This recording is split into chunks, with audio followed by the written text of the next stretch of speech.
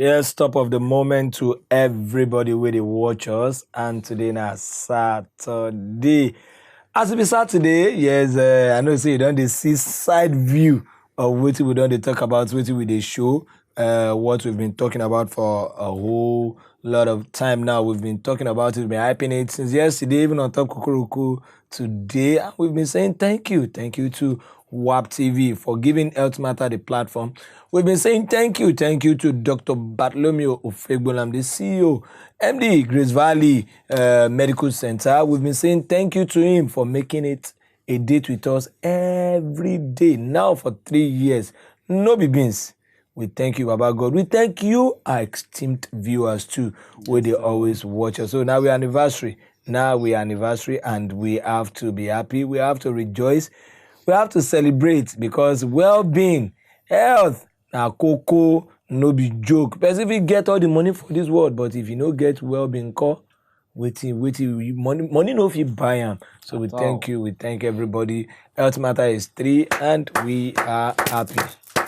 Dr. Barth, we say thank you very much. Thank you very much. Congratulations. Thank you very much. We say to all of very us. much. To all of us. To you, who has always made it possible for us. Yeah, the journey, 3 years. Where you enlighten us. Thank you very much. Bring Thank you very fresh much. topics. Thank you very much. You sensitize the people. Yeah. Something wey be say money sef no fit buy. If person wan pay consultants, you know how much wey go be. Yes. Doctor will say thank you very much. sir. Thank you very much, sir, once again. Thank you, Nigerians.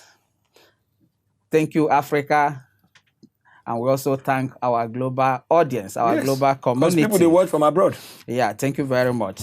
Health Matta is 3 today. Wow. And we are glad to be back. Thank you very much. And thank you for the wonderful cake. Yes, thank you very much too. This is mountainous. We're in a celebration mode. Thank you, sir. Activated fully. You can say that again. Good morning, viewers at home and around the world.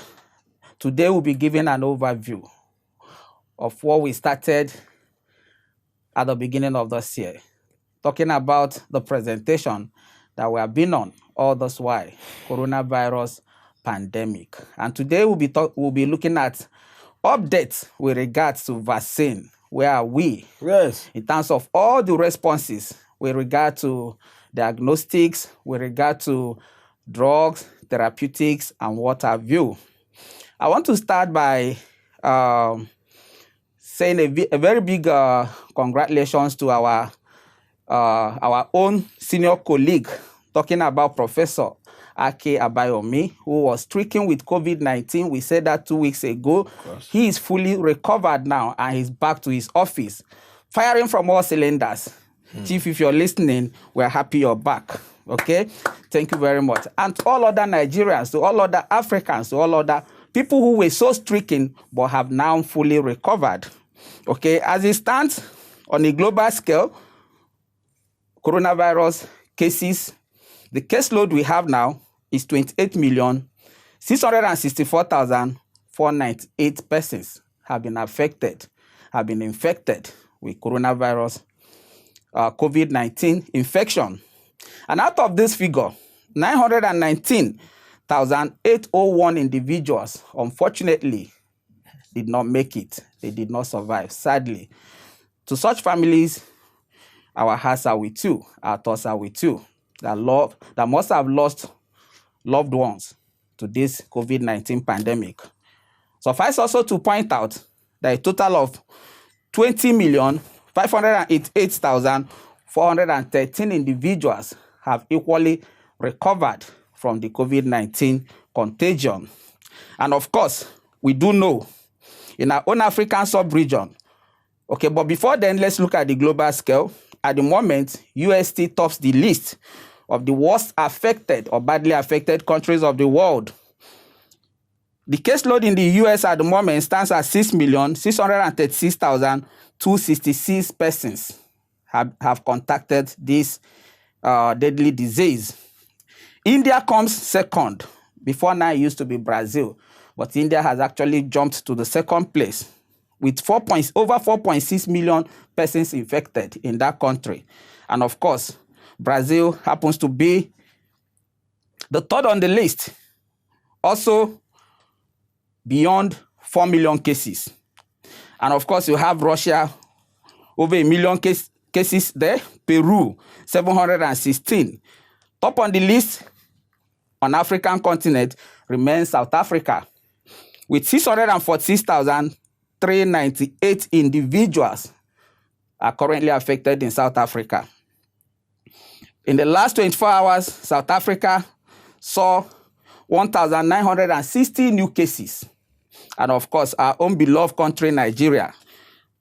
Our caseload at the moment stands at 56,017 persons have been infected in Nigeria. And of course, in the last 24 hours, Nigeria saw 108 new cases. And so far, in terms of the number of tests that we have done, South Africa has carried out over 3.8 million tests. Whereas Nigeria, we are aiming to hit our 500,000 mark soonest. But currently, Nigeria has tested 433,206 persons for COVID-19. I also would like to point out that there's a general belief out there. A whole lot of us have lost our guard. We are no longer keeping to infection prevention IPC protocols. You may have discovered that in a number of outlets, departmental stores and supermarkets, washing of hands is fast becoming a thing of the past. And I can tell you that it ought not to be so, because COVID is still ravaging, is still killing in Nigeria. However, we have attained some great heights in terms of what we have been able to do in our responses so far. For instance, at the beginning of the pandemic, Nigeria had just about 3 to 4 labs that had the capacity at that time to test for COVID-19. But as we speak today, we have about 71 molecular labs scattered all over Nigeria. And among these 71 are also some private diagnostic centers. I think about 18 of them. Lagos has about 11, Abuja 4, Edo has 2, and 1 or 2 other states. Imo State, I think, and a number of others. Okay? Now, as it stands, it is also true that in terms of what we have been able to test in the last couple of weeks, okay, we haven't been able to keep to the momentum that we attained at a time, meaning that we haven't been testing as much as we would have loved to do, okay? However, if I were to give a pass mark, I will score Nigeria over 70% in terms of what we've been able to do in our response so far. Well, I will be using Lagos State as a yardstick to look at the declining number of cases we have. I think about a month ago or so, Lagos State Commissioner of Health actually said Lagos had attained its peak, so that any moment from then, we may be expecting declining number of cases, and I can tell you that have already started happening. But that doesn't mean that COVID-19 has left our... Yes, not at all. Okay, so I want to look at the statistics I have for Lagos State. The WHO actually pointed out that the positivity rate that every country should aim to attain is to have a positivity rate of less than 5%. Okay, but I think we are getting there now. Okay, so let's look at the number of tests we have been able to do starting from 31st of August to 8th of September. Okay, in Lagos State is our yardstick, I said that before. As of 31st of August, the last day of August, Lagos State was able to test 256 persons. And out of those figures, they discovered 19 new cases. Of course, that left us with 7.4% positivity rate. And as of 1st of September, that's this month, Lagos State was able to test 436 persons. And of course, they discovered 19 new cases, giving us a positivity rate of 4.4%. As of 2nd of September, tests done, the number of tests that were done or that were conducted in Lagos stood at 459, and new cases discovered on the 2nd of September was 20 persons. That leaves us with 4.4% positivity rate. As of 3rd of September, 766 individuals were tested and 42 persons were discovered, giving us 6% positivity rate. As of 4th of September, 766 individuals, once more, were tested again, and 36 persons, new cases were discovered with 5% positivity rate. And as of 5th of September, 716 persons were tested, 53 new cases were discovered, 7.4% positivity rate. And 6th of September, we saw 432 tests conducted in Lagos. Discoveries were 39 new cases. Positivity rate was 9%. As of 7th of September, 464 persons were tested, 42 new cases were discovered, and 9% positivity rate. And lastly, the last updated we have on the Lagos State, on the Commissioner of Health Twitter handle, shows that as of 8th of September, 806 persons, that should be the highest so far this month, were tested for COVID-19, and 33 new cases was discovered. And we had what stands as the lowest positivity rate so far, 4.1%. So essentially, we have done well as a country, but we don't need to stop, because now that we are beginning to open up places, international airports, schools, churches, the number of people that are going to be gathering in these places are going to be on the increase. If there's any time we need to pay more attention to infection prevention control, it is now, more than ever, that we don't need to lose our guard. I also want to talk about the updates that are so far, the updates that the scientific community has made so far with respect to vaccine. Okay, I think we should actually let that come in the second half of the program, giving you this little break so that you can be able to give us more on what we've been able to do so far. Thank you very much. So we'll go on this break now. Immediately we'll come back. You can also feel free to join us. If you join us for we handles, speaking of if you call in through the Skype, we ID in our WAP TV, you feel also call in through the numbers with your screen. I'm on reduce the phone line so that we enjoy ourselves. Health Matta WAP TV is 3 today, and we say thank you to all our esteemed viewers. Let's go on this break. We will be right back. Hello, Papa. How are you and Mama and the whole village? We thank God. Hope you are being careful because of this coronavirus. Papa, I am fine. Corona is gone. Everything has returned to normal. In fact, I am coming to the village this weekend. I have missed you and Mama. Hamid, my son, we miss you too. But don't come home yet. We will be talking on phone. Coronavirus has not gone home. Government only relaxed things a bit to make life easy for us all. You see, that's my project. I want to finish it. So you know what? Just send me a small alert, and I will send my blessings immediately. NCDC says 3 out of every 5 persons who have died from coronavirus in Nigeria are more than 50 years old. Take responsibility, protect yourself, and do all you can to keep your older relatives safe from coronavirus. If that travel could put your loved ones at risk, think twice. This message is from the Ministry of Health, Ministry of Information, NCDC, and partners.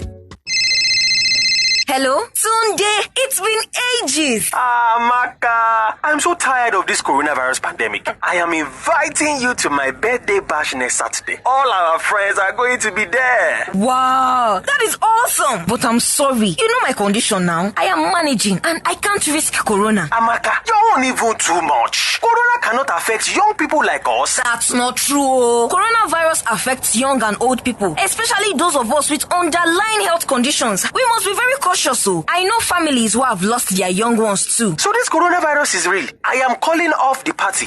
Even young people are at risk. Be like Amaka. Do not take risks. Wear your masks correctly if you go out. Wash your hands regularly. Maintain physical distancing. It is better to do over syllables than to regret. This message is from the Ministry of Health, Ministry of Information, NCDC, and partners. We all know wearing a face mask is not very comfortable, but the risk of getting infected with coronavirus is much higher when you are in public without a face mask. Ensure your nose and mouth are covered properly while in public places or in a closed area with several people.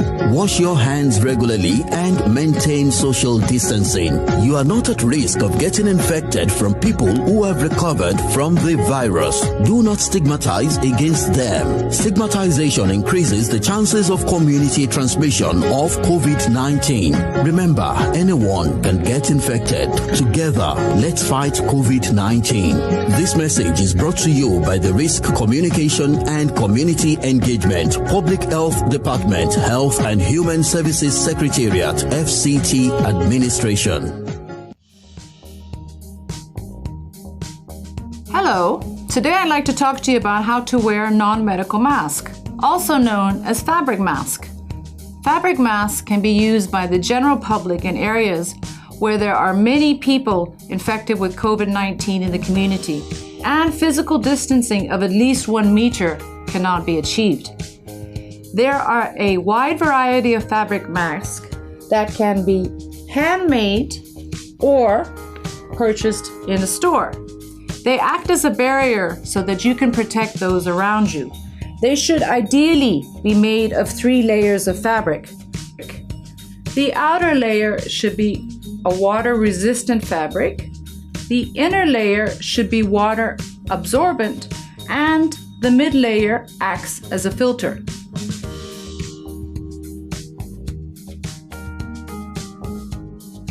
First, clean your hands with alcohol-based hand rub or soap and water. Pick up your clean mask and inspect it. If it is damaged or dirty, do not wear it. Place the mask on your face, covering your nose, mouth, and chin, making sure there are no gaps between your face and the mask. Do not touch the mask while wearing it to avoid contamination. If you accidentally do, clean your hands. Before touching the mask, clean your hands with alcohol-based hand rub or soap and water. As you remove the mask, lean forward slightly and remove the loops from behind the ears without touching the front of the mask. And don't forget, wash your hands after taking off the mask. Make sure that you have your own mask and do not share it with anyone. If your fabric mask is not soiled or wet and you need to reuse it, you can store it in a clean plastic resealable bag such as this one. However, if it is dirty, do not use it. Wash it with soap and water, preferably at high temperatures after each day of use. Remember, a mask alone cannot protect you from COVID-19. It must be combined with protective measures, including maintaining at least 1 meter distance from others and washing your hands frequently. Stay safe and help prevent the spread of COVID-19. Yes, 3 years no be beans. To sustain the program for 3 years no be joke. That means content-wise self, we guest doctor, they do a lot of work. So we still say a very big thank you to him.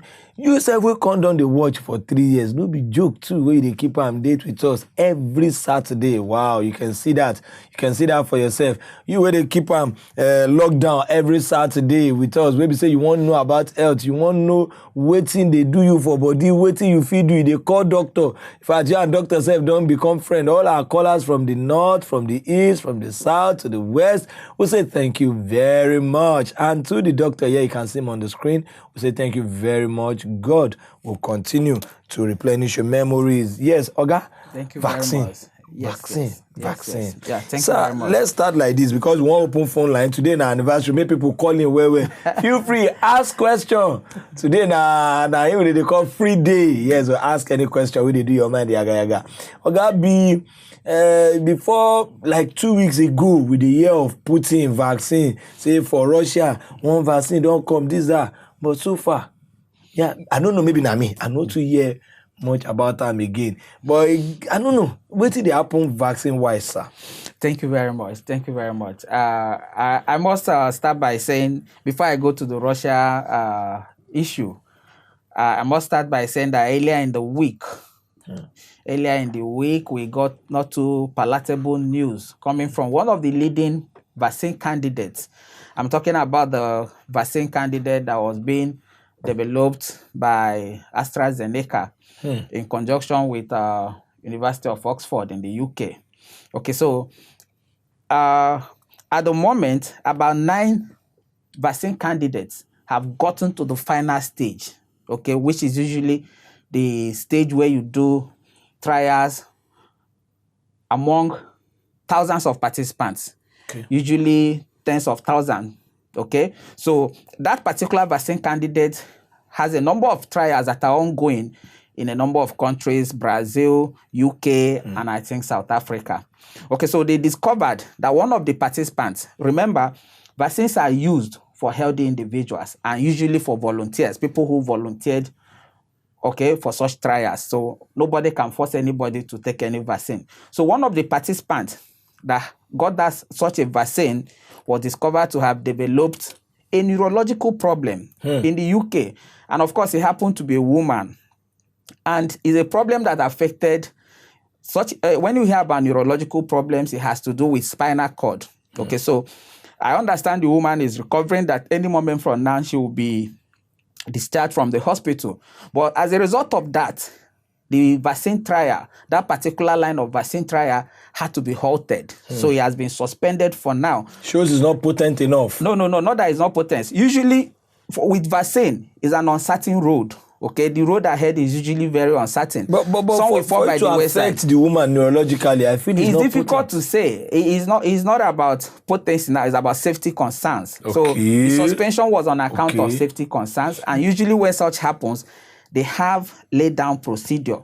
Okay, so an independent safety board will have to come in. I've heard from you once on this program, and I recall vividly that when testing these vaccines too, the way we go react for person A body, it different from the way we go react for person B body. And I believe that there it takes school us on the stages, say it go reach one stage then upgrade. Could it be that woman's body because before we can halt a vaccine, sir, I feel it should be randomly checked. Yeah. Now, if it shouldn't be one person. No, it's not. It's not about the person. If you actually recall some of the things we said about vaccine trials last week, of course, which we are going to repeat some of them today. Okay. The phase 3 trial usually involve large scale of thousands of people. And now the essence of doing that is to find out if there are some side effects that may not have been picked when the number of we call it the sample size. When the sample size was smaller, each phase has a number of sample size that you must not supersede, or you must not pass. Okay, so large scale is actually efficacy trial and safety trials. Okay. So we want to know, are there side effects? Some side effects could be picked 1 in 100. Some could be 1 in 100,000. Some could be one in a million. Okay, so some could be rare. So that such large-scale vaccine trial will enable the scientific community to discover if such a vaccine will present with such side effects in the near future. And suffice also to point out that disease that woman presented with, for all you care, it may not be unconnected with the vaccine shot that she received. Wow. Okay, so that's why they need to look at it dispassionately. So that line has been suspended, and WHO actually said that it was one of the most promising vaccine candidates. I think I read one of what the chief executive officer said. Sorry, sir, before you go there, just to learn for our own elementary sake. When you say 1 in a million, I'm asking 1 in a million. If the result gives 1 in a million, is better than 1 in 100. Am I right, sir? Yes. Okay. What it means is that if somebody has a side effect, if you give it to a large scale of people, say if you give the vaccine shot to about 1 million people, one out of that person, out of that number, 1 million, yes, may sir, come down with a particular. In such cases, we say they are rare. Okay, so we are talking about rarity here. Okay. So we say they are rare. Okay, so but the chief executive officer of AstraZeneca actually pointed out that they expect to continue the trials before the end of the month, before the end of this year.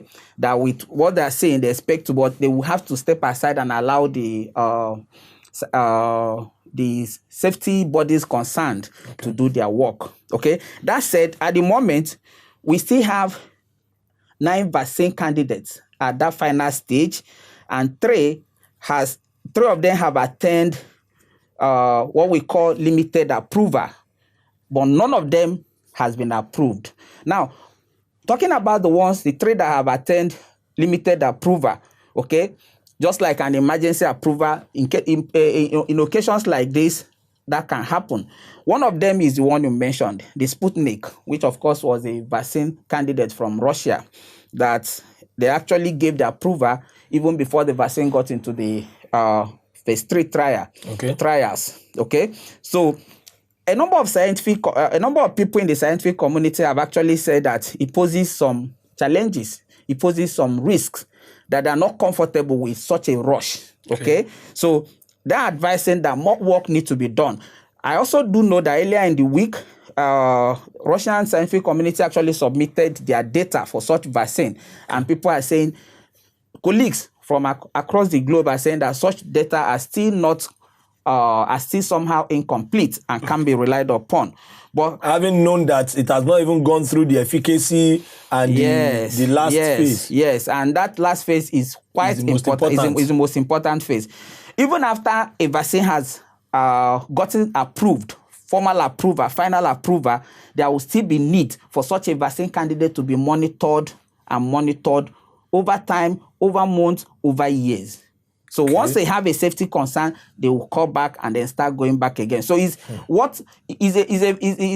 a robust and very rigorous processes that a vaccine will have to undergo before it leaves the lab to hit the clinic. Okay, and as we speak, as of today, let me just do more of a recap. Okay, so when you talk about vaccine trials or development of vaccine, essentially we are looking at two phases. Okay. The preclinical phases. Sorry, sir. Please, I hope the phone lines are open. We should be getting calls by now so that anybody will get anything to ask doctor based on vaccine, based on COVID-19.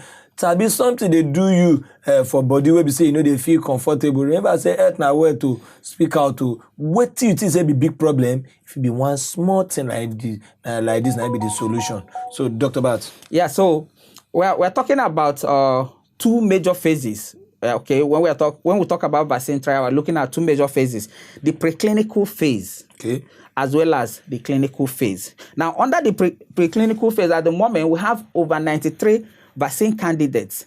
Preclinical phase of trials are actually the ones that have to do with when a vaccine shows some degree of immune response in the lab. They will start trying those vaccines in animals. Usually mice and monkeys are used in such a scenario. Yes. So they will try them. And then after that, when it gets to human trial, we'll start talking about clinical phase.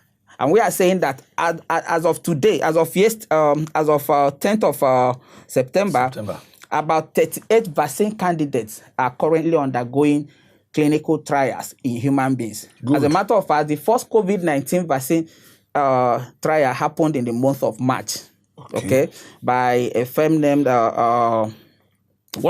was a US firm though. Okay, so at the moment, we have 3 that have gotten limited approval that are being used all over the world, but the phase 3 trial for such vaccines are still ongoing. They are still ongoing. Okay, they've submitted to, Russia has finally submitted. The approval, yes, the approval are usually given by that country's approving authority. Oh, by Russia itself's approving authority. Yes, but it has to be peer reviewed. We have Sunday from Lagos. Good morning, Sunday. Good morning. Yes, it's our anniversary. Yes, sir. Yeah, I hope you are a regular watcher of this show. You watch this show, where? I've been at your first time. It's not my first time. I'm a regular. So happy anniversary to all of us. You share from the cake, sir. Okay. Yes. Oh, yeah, ask your question, Mr. Sunday. Okay, thank you. Whenever I'm having fever or I want to have fever, the last thing, I will have some on my tongue and mouth, usually. Okay. And that one can last for 2 weeks or 3 weeks before it goes. What do I do to it? Fever, 2 to 3 weeks with sore in his mouth. Fever, but I'll be having a sore on my tongue. So let's get you clearer now. what do you mean by fever? Do you mean your body temperature is high, or you're feeling unwell? I'm feeling unwell. If I'm feeling unwell, okay. The first I will get is that. Okay. Thank you very much. I needed to do further clerking. You know, sometimes.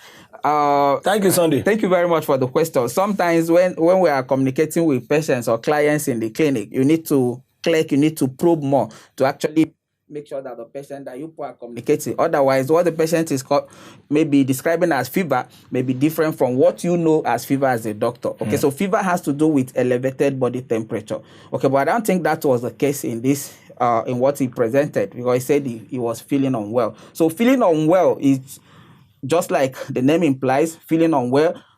Oftentimes we'll call it Malay. Okay. Yeah. You know that's Malay. So we'll call it Malay. So if you feel unwell, it's an indication that all is not well with your system. Okay, but when you have fever, your temperature is elevated for that length of time, it is suspicious. Such a person should present in the hospital. As a matter of fact, how about the sore in his tongue you talked about? Yeah, sometimes because we call it majata when we were growing up, and it's just a symptom of malaria. Yes, angular oral sores. Okay. A number of things can actually cause it in medicine.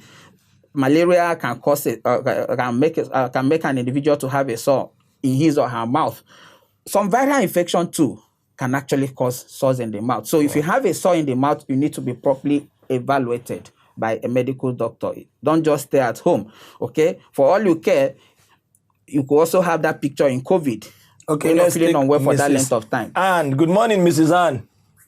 Good morning, sir. How are you doing this morning?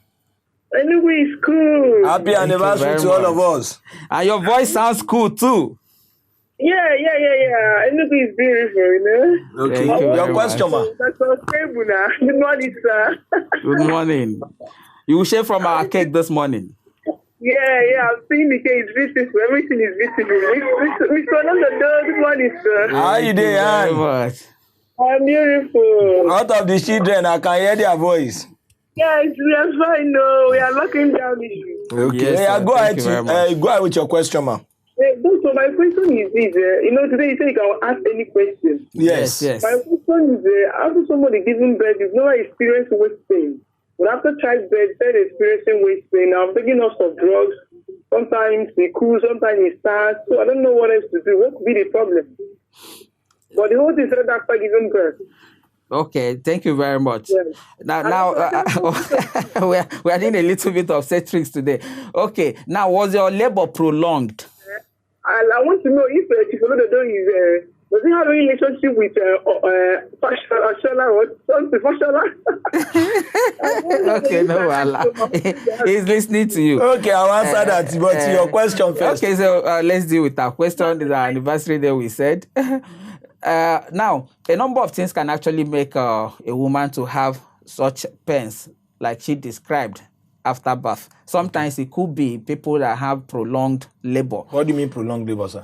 Labor lasting longer than the usual time. As a matter of fact, in medicine, it's been said that the sun shouldn't set on a woman who is in labor, meaning the person, it takes about 12 hours for the sun to set. So meaning that a woman shouldn't labor beyond 12 hours.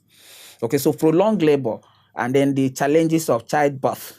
Okay, somebody once described, I don't want to dwell richly on this, somebody once described the act of giving birth as the short but most dangerous journey most human beings will make in their lifetime. Navigating from the womb outside of the body is a short journey, but it's actually very dangerous. So in so doing, some women will have issues with their pelvic, and after childbirth, they may start having problems. Some may not even be able to walk again as soon as they deliver, for several days to weeks and all that. But that's not the topic of today. Maybe you give me a call at the end of the program so that we can do more on that. Would all cesarean section be deemed as prolonged labor?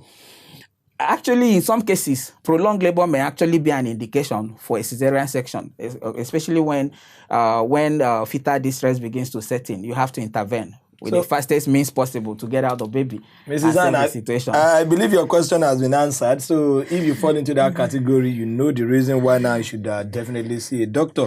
On that, we have to go on a little break again. Yes, most definitely in our anniversary, we celebrate with you, just as you said they celebrate with us.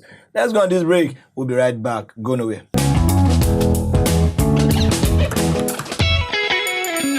Baba Risi, you been dey sleep when government motor show for inside area this afternoon o. Now so them take enter Sisi Clara house wey dey the other side. They come comot with some kind medical equipment. But e be like say she don't catch the coronavirus wey people dey yarn about o. We sef we no safe for inside area again o. Kai! I no go even pass that her house again. Mama Risi, haba. Shey you no know say e dey good make government to check everybody wey they suspect say they don't contact with people wey don't carry the virus? E no mean say they get them now. Even if to say the person get them, e mean say they go just carry them, make e collect treatment. If person get the coronavirus, e no mean say the person don't die. Person fit still recover. Or when they don't suspect say somebody get them, then go do test. Then fit even treat the person fast. Plenty people will catch the virus. After they collect treatment, they recover. When these government people come, make we allow them, make them test you. This message now from the Federal and State Ministries of Health, Ministry of Information, NCDC, and them partners them. Everyone has to wear a face mask to reduce the spread of COVID-19. Wearing face masks appropriately can help prevent the spread of COVID-19. So the more you wear your face masks, the better. Whether you are on your way to work, the market, or the bus station, always wear a face mask. When an infected person coughs, they spread tiny droplets filled with the virus into the air. Wearing the mask helps to reduce the amount of virus being spread by an infected person. When wearing a face mask, make sure it covers your nose and mouth. You do not wear it on your neck or under your chin. Avoid touching your mask often. Dispose of it hygienically. Face shields will not protect you from COVID-19. Avoid wearing them. If you must, always wear it with a face mask. Take responsibility. This message is brought to you by the Presidential Task Force on COVID-19.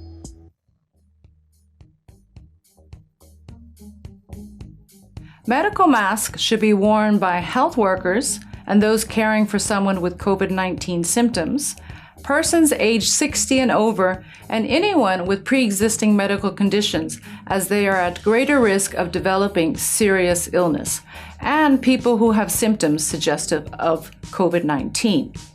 Before touching the mask, clean your hands with alcohol-based hand rub or soap and water.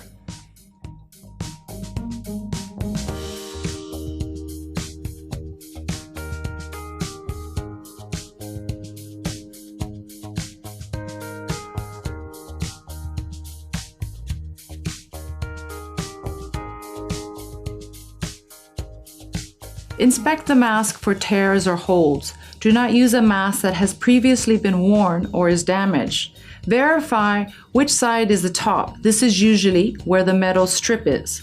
Identify the inside of the mask, which is usually the white side. Place the mask on your face, covering your nose, mouth, and chin, making sure there are no gaps between your face and the mask. Pinch the metal strip so that it molds to the shape of your nose. Remember, do not touch the front of the mask while using it to avoid contamination. If you accidentally touch it, clean your hands. Now, how do you take off a medical mask? Before touching the mask, once again, ensure that you clean your hands with alcohol-based hand rub or soap and water. Remove the straps from behind the head or ears without touching the front of the mask. As you remove the mask, lean forward and pull the mask away from your face. Medical masks are for single use only. Discard the mask immediately, preferably into a closed bin. Clean your hands after touching the mask. Always be aware of the condition of the mask. Replace it if it gets soiled or damp. A mask alone cannot protect you from COVID-19. It must be combined with other measures, including maintaining at least 1 meter distance from each other, washing your hands frequently, and avoid touching your eyes, mouth, and nose while wearing a mask. Stay safe and help prevent the spread of COVID-19. Yes, you're welcome back to the show. And before we go on that break, Dr. Barth, they do justice to vaccine. How far so far? What will be the stages where we've been doing now in terms of the vaccines where they ground? Speaking of their safety, potency and as well as which country self they try their hand on one or two. And you don't hear from a pre-baller too during that break on how to wear our face mask, so let's still keep wearing it. Dr. Barth. Yeah. Yes, we did on yes. vaccine. I want to do a quick recap of the processes involved in the development of vaccines from the lab to the clinic. Okay. Now, I said there are two major phases: the preclinical phases or trials and the clinical trials. The preclinical, just like the name implies, before clinicals. This has to do with trials that are done in animals, usually mice and monkeys. Okay. Now, when an immune reaction is elicited in those animals, and of course, if they were also able to survive, it's an indication that the trial could proceed to humans. Okay. When a new vaccine is initially tested in the lab on a number of cells, and after that, it will proceed to animals, mice and monkeys. We have said that before.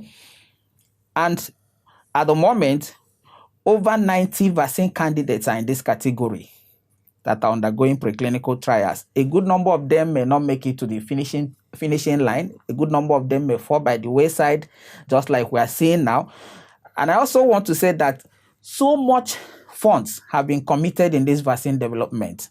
For instance, the AstraZeneca that I talked about, the American government has actually a project that they call Operation Warp Speed. Okay, in trying to fast track. You even borrow our name, WAP. no, that's not. Their own WAP is WARP. Okay, Warp Speed vaccine program or project. Now they are trying to provide all the funds that these big farmers may need to facilitate fast development of vaccine.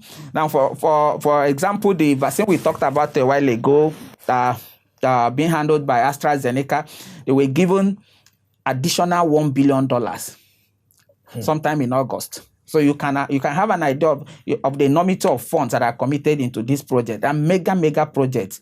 Now, the contract, they expected that with that, when the vaccine gets approved, they will get over 100 million of vaccine candidates for their population. But Dr. Barth, like we both know, we have the political aspect of medicine, the economic aspect of medicine. Now, where my question is going is for countries like UK, we don't pay huge amount of money to farmers now, like to pharmaceutical companies now, that if this thing come out to now our side, make it come first, where lies the hope of Africa, sir?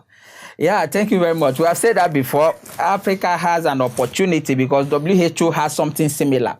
WHO has actually waded in with a similar project to that of US, in the sense that they promised us that once any vaccine gets approved, it will be equitably distributed across the world. So it won't be a question of the richest countries having it all to themselves. Okay, so WHO is doing all within its reach to ensure that when any one of them gets approved, it will be equitably distributed to all countries of the world, with respect to the countries that are worst hit. Of course, yeah, sure. We already know that. Sure. Okay, so the preclinical testing phase, I've talked about it, and after that we'll go to clinical phase, and under that you have phase 1 safety trials. Now, phase 1, scientists will give this vaccine to a limited number of people, usually in hundreds. The essence is to elicit, to know the right amount of dosage or the number of shots that such a vaccine could have that can give or elicit the expected immune response. Okay? And after this first phase, the next one will be phase 2, expanded trials, usually given to 2 categories of patients, children and adults. More studies are carried out. How will adults react to these vaccines, and how will children react to these vaccines? Pregnant women and people with some other underlying medical condition, comorbidities, are usually excluded. Remember, vaccine trials are for healthy individuals. Usually, the participants will have to volunteer themselves. So it is not forced on people. And after the phase 2, they will go over to phase 3. Suffice also to say that they are beginning to combine the phases. Phase 1 can be combined with phase 2, okay, at the same time, with the hope of facilitating and making it faster Okay, because of the ongoing pandemic we have. That's in the world. 1 to 100 plus Yes. children Yes. and pregnant Yes. women. So the phase 3 trials are actually the efficacy trial, the one that will involve thousands, That's the last 30 to phase. 50 to 60. That is usually the last phase. They may have a number of sites where they are conducting such vaccine. It's not usually in one place. In a country, they could have up to 53 sites or more. Okay. Currently, that is happening in South Africa, Brazil, US, and UK, and a number of other countries. So Now, when you say it's happening in South Africa, whose vaccine are they on? Is it that from the Russia? no, the one from AstraZeneca. Right? America. Yes, the AstraZeneca with Oxford University. Okay. The one that's being handled, being developed by AstraZeneca and Oxford University is the one that is undergoing trial. Which trial in South Africa? We have Blessing. Madam Blessing, good morning. Good morning, Blessing. Good morning, sir. How you doing, ma? Fine, sir. Yeah. The doctor is here and happy anniversary to us. You said? The doctor is here. Go ahead with your question. Good morning, sir. Good morning, ma. She follow Dodo.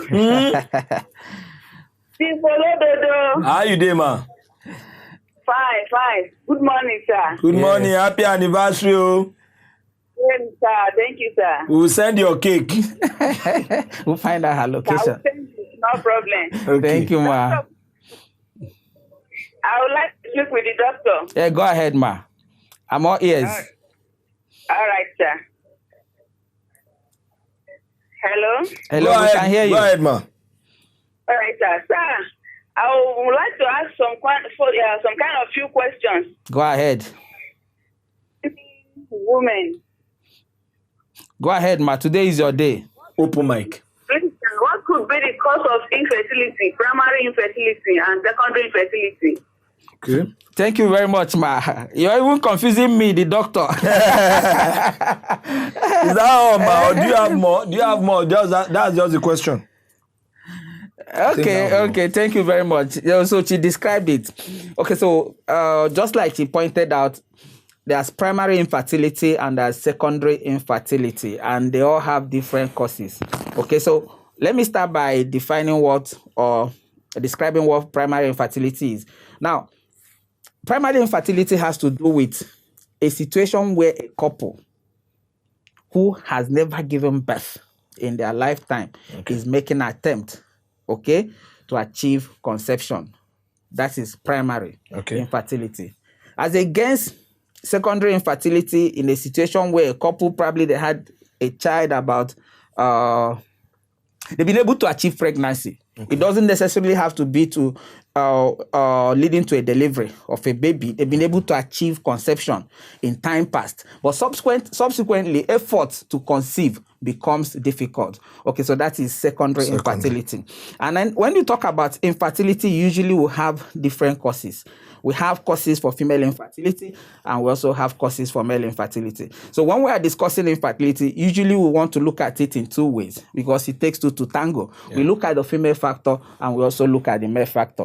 Okay, so Dr. Barth, they can go on our YouTube channel. I think infertility is a topic. Yes, so we have a whole lot. Yes, go on our YouTube channel. You have more than enough. A whole lot of messages and presentations on infertility. So we should be wrapping up on vaccine now. Yeah, so the phase 3, the efficacy trial. Okay. Like I said, will have to be given to large percentage of people. Okay. Usually they will be separated into two. Some will receive placebo, a non-active agent that will look like the vaccine. They won't even know. The recipient won't even know what he or she has received. Okay, that's the psychology aspect of medicine. And then half of them will receive the active vaccine agent. Okay, so one of the first things they did was to find out if that woman in the UK actually received a placebo or actually had the real one. So she actually had the real one. Now, the essence of doing this is that when this set of people are given this vaccine, they will be monitored over a space of time to find out who will eventually pick up the infection and who will not. And of course, further collation and studies will be carried out. What do you call that? Placebo? Placebo, yes. Because I read a book, Psychology of Medicine, where a man has gone round and the doctors keep saying, there's nothing wrong with you. Say, there's something wrong with me, I can't sleep. Then the man gave him just ordinary chalk and he took it and he slept fine. And said, doctor, I must know the name of this medicine. It really worked for me. And the man said, I gave you no, it's just chalk. I was discussing with a patient of mine. I'm sure she may be watching this program yesterday. Okay, so she has sleep challenges, insomnia. So he was actually trying to find out what drugs will place her on. I said, don't feel offended if we don't disclose the drugs. Now, for a number of reasons, some of the sleeping drugs could make you sedated. You could get addicted to them. So sometimes we may be giving such drugs that have the potential to cause addiction. After a while, we'll replace it with a drug that can't cause that, that won't have such a capacity. That you replace with placebo. Yes. Or even a drug. Know. Yes. I will tell her this drug will make you sleep. And of course, if you give to her, it will sleep. Okay, so that is just something similar that is done in vaccine. Now, remember, vaccines are not meant to treat. They are not treatment. They are not curative. They are given as preventive measures. They are given to individuals so that their system can produce antibodies that can prevent them from such individuals from getting such diseases. And we do know that a number of vaccines that are currently being used in the world, as a matter of fact, I would like to mention the fact that measles vaccine is as effective as 97 to 98%. Okay. Some vaccines are that effective. Measles vaccine is one vaccine that is very effective. But even at that, 3% of children who have been immunized with measles vaccine may still end up picking up the measles at the end of the day. So vaccine does not give a complete 100% protection to any individual who may have taken it. Oftentimes, we have some vaccine that you have to take multiple number of times, multiple doses, just like typhoid vaccine. Okay, so Dr. Barth, I think before we go, we have to cut this cake. We have to cut this cake. We have to cut this cake. So, Amy, are you helping us out? We have to cut this cake. Can we do the standing, please? Deomi, can we stand? Okay. So, Dr. Barth, happy anniversary to all of us, all our esteemed viewers. All our esteemed viewers, happy anniversary. So, so Dr. Barth, how do we do it now? Let's put our hand on the knife. Yes, we'll spell Health Matta and then we'll go. Okay. Let's go. HEALTH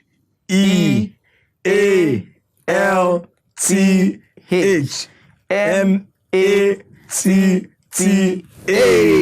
Happy anniversary to all of us. Thank you very much, everybody. Thank you.